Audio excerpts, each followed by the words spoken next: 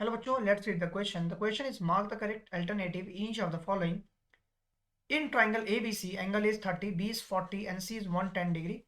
The angles of a triangle formed by joining the midpoints of the sides of this triangle are option is 70, 70, 40, B is 60, 40, 80, C is 30, 40, 110, D is 60, 70 and 50. So first of all, let us say the key concept first. Key concept.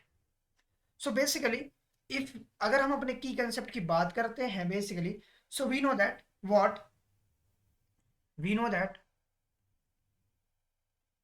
we know that क्या that is that parallelogram having what parallelogram की जो अगर हम opposite sides की बात करते हैं having opposite sides equal and parallel. Parallelogram की जो अपोजिट साइड्स होती है वो इक्वल भी होती हैं और साथ ही साथ में वो आपस में पैरेलल भी होती है. That is what we have to suppose to say it here. So let's see what we have to do now. अब अपने हम क्वेश्चन की बात करते हैं. सो सबसे पहले let us draw the figure. अगर हम एक ट्राइंगल ए बी सी ले ले, suppose this is my triangle A B C, I am drawing it here. इसको मैंने ए बी और सी मान लिया. अब हमें क्या पता है, let's say this is my points. ये मिड पॉइंट हो गया मेरा, ये मेरा मिड पॉइंट हो गया. तो अगर हम इस मिड पॉइंट्स को ज्वाइन करते हैं, suppose I am joining my mid points like this and this.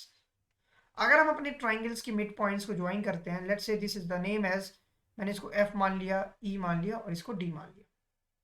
हम इसको डी ई और एफ मान लेते हैं. Now the basic thing is that question में बी की वैल्यू 40 दिया गया है, ए की वैल्यू में मेंशन है 30 और जो सी पॉइंट है इसकी वैल्यू दी है 110 डिग्री. अब हमारे पास ए बी और सी तीनों की वैल्यूज पता है. और अगर हम इस ट्राइंगल की बात करते हैं तो here here on joining mid points we get, हमें क्या मिला, we get triangle D E F. हमें एक ट्राइंगल नया मिला जिसका नाम है डी ई एफ. अब हम देख सकते हैं नाउ नाउ इस पर्टिकुलर क्वेश्चन की अगर हम बात करें तो ये जो लाइन हमें मिल रही है और ये जो लाइन मिल रही है, ये यहां तक जो बन रहा है that is B D E F. B D E और एफ, ये एक पैरेललोग्राम बन के आ रहा है बिकॉज जो ई एफ है वो हमारा बी डी के पैरेलल है. दैट इज मीन्स वो बी सी के पूरे तरह से पैरेलल है.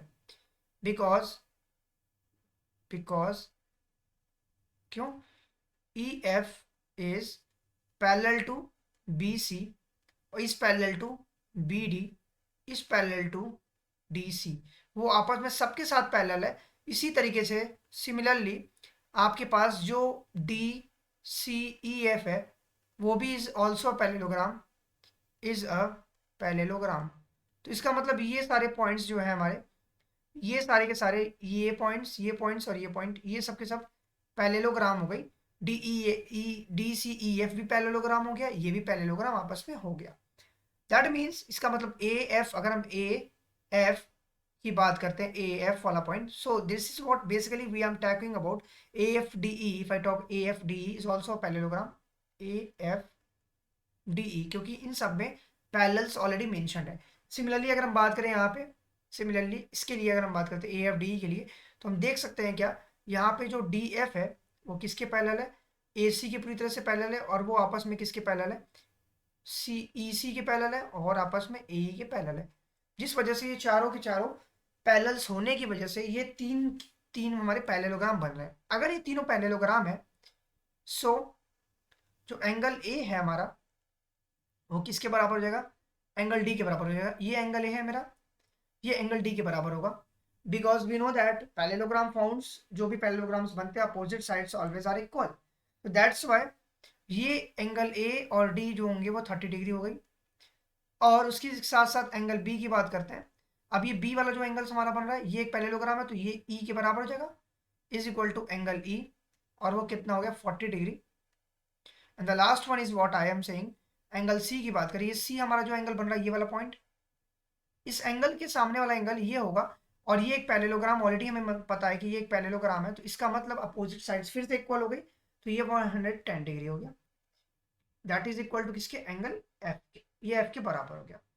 सो देयरफॉर जो एंगल्स हो गई वो एंगल्स क्या हो गए, angles are 30, 40 and 110 degree. So this means option number C is my correct answer. Hope you understand it well. Best of luck. Thank you.